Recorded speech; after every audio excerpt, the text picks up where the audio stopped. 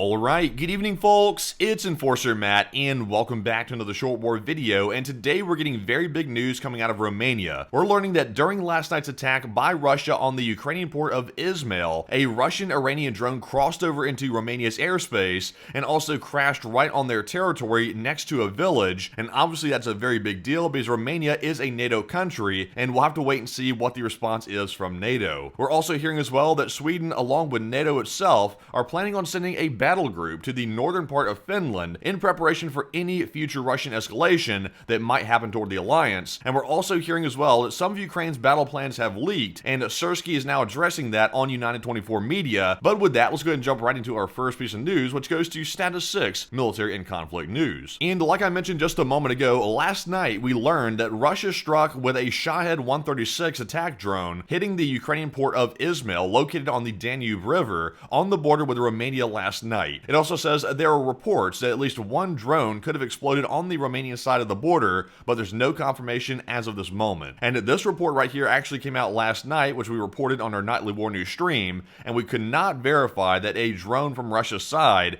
actually hit the territory of Romania. But today, we actually have confirmation of that. And in our next post here, which goes to Visegrad 24, we can see that a Russian suicide drone has struck NATO territory, and the drone, which targeted the Ukrainian port facilities in Izmail, instead made its way across the border into Romania and hit near the village of Plaru, and Romania decided to scramble its F-16 jet fighters during the attack. So it goes without saying that anytime any weaponry of any sort hits NATO territory, either intentionally or unintentionally, that is a very big deal, and right now we have not heard from Romanian authorities as to what their response might look like, nor have we heard from NATO either as to what the response may be. So right now we're a bit in the dark as to how NATO is going to respond to this, if at all whatsoever, but we do know for a fact that a drone did cross over and go into NATO territory. And in our next post here, which goes to Status 6 military and conflict news once again, we are being told the details of the hit, and it says here that a resident of the Romanian settlement of Plaru told Antenna 3 CNN that the remains of Russian attack drones fell on the houses and field in the area during last night's Russian attack. We can also see here that the ministry also said it's ordered measures to conduct investigations in the field in the vicinity of the attack to search for possible remains of Russian drones that could have fallen on the territory of Romania. So right now they are also looking for other remains, not just the one that definitely hit according to the resident, but also remains of other drones as well. So there could have been more than one involved here, but we do know for a fact that during the attack Romania did scramble their F-16 jets to go up and try to protect their airspace, but unfortunately it seems like one did make it through, so they weren't totally successful, but at least they were ready for more to come, and apparently it was either only one or two. But anyways, we'll simply have to wait to see what the exact response is going to be. But with that, we're moving into our next post here, and this one goes to Visegrad 24, and we also have another piece of breaking news in addition to the attack on Romania by Russian forces. We can see here that the Swedish media is now reporting that Sweden will send troops to a multinational NATO battle group that will be deployed in Finland, and the NATO forward land forces in Finland will be stationed in the northern region of Finland called Lapland. So very interesting to hear that NATO is deploying a multinational battle group to the northern part of Finland, and right here on the map you can actually see here is Lapland up here at the top. You'll notice that it's sort of like away from Russia's really main populated area, sort of down toward near Ukraine, but nonetheless this is on the Russian border, and obviously this is designed to deter Russia from doing anything toward a NATO ally in the future. I'm not sure if that's going to work though, because we literally just saw a drone hit Romanian territory. Very good to see, in my opinion, to know that we're ready for something to break out. But with that, we're jumping into our next post here, and this one goes to United 24 media. And in this post right here, we actually get the entire story of the interview with the Ukrainian General Syrskyi, who's in charge of the Ukrainian armed forces. He has given a lot of insight into what their future plans are in the Ukrainian military, as well as what the current intel is that they have on Russian forces and their plans as well. And on this first point right here, it looks like Syrskyi was asked about when Ukraine will get the F-16s, and Syrskyi said he knows the date it is, but unfortunately he can't tell the public about it, so he couldn't spill the beans on that particular point. But moving on to our next one here, there's a question about Russian forces, and Syrskyi has confirmed that even though Russia started with a 100,000 strong invasion force, that force has now grown to 520,000 troops, and Russia has a goal of 690,000 by the end of 2024. Also, Syrskyi was asked about equipment ratios. He said that Russians have a 1-to-2 or 1-to-3 advantage in equipment, meaning the Russians do have some more equipment here, and Russian tanks doubled from 1,700 to 3,500, artillery systems tripled, battlefield and armored personnel carriers have increased from 4,500 to 8,900. Also, Syrski was asked about southern Zaporizhia, about the rumors of a Russian assault there, and Syrski said that if it happens, he knows that they can give them a good response. Once again, pretty tight-lipped about the southern Zaporizhia possibilities of a new Russian assault. Also, Syrski was asked about potential Russian gains. What has Russia gained during all this fighting? And Syrski said that he described the gains by Russia as tactical gains rather than operational ones, and there's been no significant progress on capturing major cities by Russia. And also here, he says that the Russian casualties are 3 times higher than Ukraine's, and even higher in some areas. And also, Syrski was asked, what is his current outlook on preserving life in the Ukrainian army? Is it basically a meat grinder battle at this point, or are they still able to preserve lives as much as they were in the past? And Syrski said that it's very important for Ukraine to save the lives of the soldiers. And Syrski also said that we do not defend ruins to the death, and he added that he's not willing to achieve goals at any cost or chuck his men into a futile meat assault. So pretty clearly, Syrski's trying to say here that they are not resorting to desperation simply because the Russians are throwing everything they have at the front line. They are still making sure that they can defend the lives of their men and simply not send them out to die like the Russians have been doing the entire time the war's been going. Also, Syrski did confirm that Russian forces have been forced to completely pull out of the Crimean port, and also Kyiv aims to destroy the Kerch Bridge and rail crossing, but he declined to say when that might actually happen. So we do have confirmation from Syrski himself, the high-ranking general in the Ukrainian army, that the Kerch Bridge will be taken out in the future, but he will not say the date for obvious reasons. One other thing that Syrski did add as well, sort of a concerning point,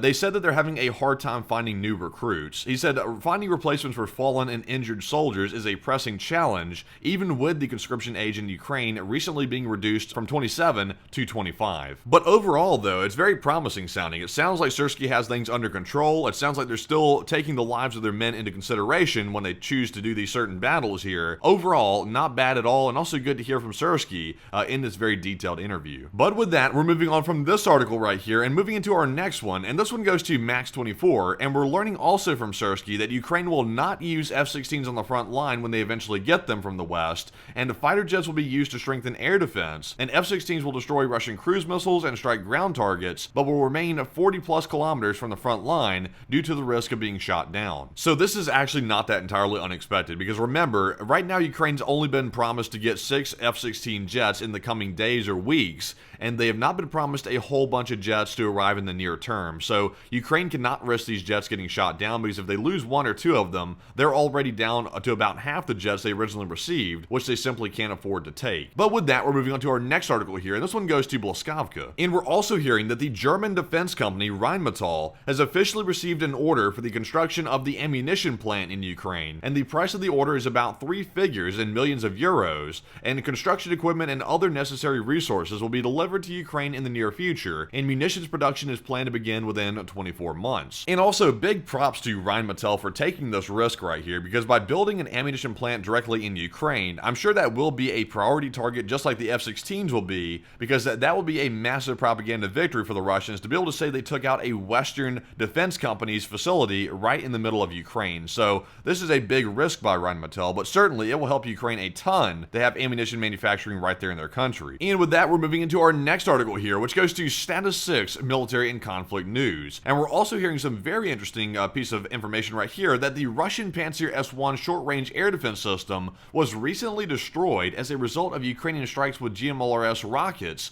launched from a HIMARS and also in the Donetsk Oblast. And the strikes were monitored from a Shark UAV. And right here in the video, you can see there's the Russian Pantsir S-1 system right here in the field in the wide open. And that thing is about to be destroyed by a HIMARS missile system. And also you get some good memes right here about the HIMARS popping up on the screen. But you can see it just got hit. And that is crazy to see. A Pantsir, a very valuable Russian system, totally knocked out by the HIMARS. Also got some more memes right there. Got that girl popping up on the screen. But then you got this big fire and explosion right here, and that system is no longer. It is destroyed, and another major loss for the Russians, with the Ukrainians using a HIMARS of all things to take it out. And with that, we're moving into our next article here, and this one goes to Nexta. And we're also learning that Zelensky has reported success in the development of Ukrainian long-range missiles. And Zelensky says, quote-unquote, unquote, our missile program has good dynamics, and although it's a hard task, we are gradually approaching the ability to use our own missiles and not only rely on missiles and supplies from partners. So, very good news, and kind of like we said last night, Ukraine will not be totally self-sufficient from the NATO partners, but they will be able to lighten the load a little bit here and be able to manufacture their own weaponry and missiles, which will greatly help out if there's suddenly a new shortage in supply of Western weapons to Ukraine. But nonetheless, we're moving on to our next article here, and this one goes to Nexta as well, and we're learning that a car has exploded in Moscow, and the cause was the detonation of an explosive device under the car, and presumably there was a GUR officer in the car. So it was said that he had something blown off. So very interesting to hear, and this is a total destruction of this car, as you can see right here in this photo. That thing has been put through the ringer by the explosive that was allegedly placed underneath the car, taking out this GRU officer. And there are pictures from this incident showing the aftermath of it. Sadly though, I can't show those on stream, they're a little bit too gruesome, but we're told that the GRU officer, the Russian officer that was in this car that got hit with the explosive, had something to do with the strategic missile forces inside of Russia, and now he's no longer. So we could be looking at an assassination here, or perhaps maybe just a killing of sorts. I'm not sure really what the answer really is here, but considering he was involved heavily in Russian intelligence and also with the strategic missile forces, I would not rule out foul play here by the Russian government, but we simply don't have enough details at the moment to really know that for a fact. But with that, we're moving on to our next article here, and this one goes to Dmytro Kuleba. And Dmytro is the foreign minister of Ukraine, and he details here in his post that today in China, he held a detailed, thorough negotiation with his Chinese counterpart, Wang Yi, about the path to peace in Ukraine. Kuleba emphasized that Ukraine needs a just and long-lasting peace,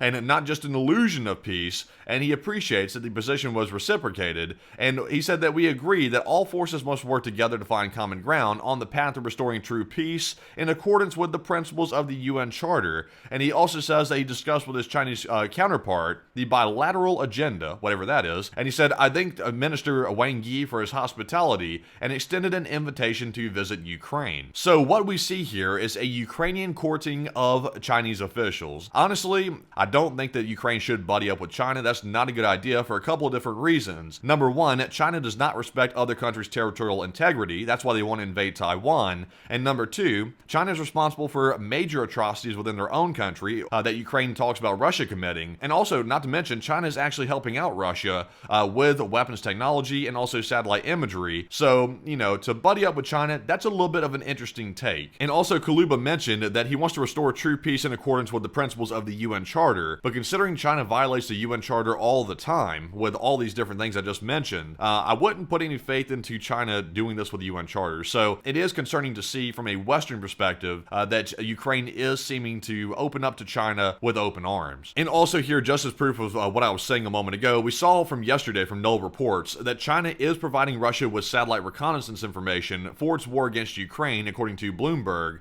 And the aerospace company here supplies Russia with data from 100 Chinese satellites. So obviously not a good thing whatsoever. And China has provided way more than just satellite imagery to Russia to fight their war against Ukraine. So China trying to portray themselves as a peacemaker is a total farce here, completely false. And they're basically working really close together with Putin. As you can see right here in this photo, here they are meeting on a call. So, you know, China is not our friend. China is not the US's friend. China is not Ukraine's friend. China is nobody's friend except their own. And even Russia will come to find that out one day when China eventually stabs them in the back. But with that, that is actually our last news article of the day. So I hope you found today's video informative. There was actually quite a bit of news coming out today. And also, if you did find it informative, please press the like button on this video and also subscribe to the Enforcer channel as well for more daily war updates just like this one. And also, if you want to support our channel financially, you can do so on our Patreon page, and the link is in the description below for Patreon, where you can go over there and sign up for a monthly membership, and that we are almost entirely crowdfunded by the viewers, so any support is greatly appreciated because that's what keeps us running and keeps us funded to be able to keep putting out this news. But with that, we'll see you all tonight at 10 p.m. Eastern on our nightly war news stream, and with that, bye-bye for now.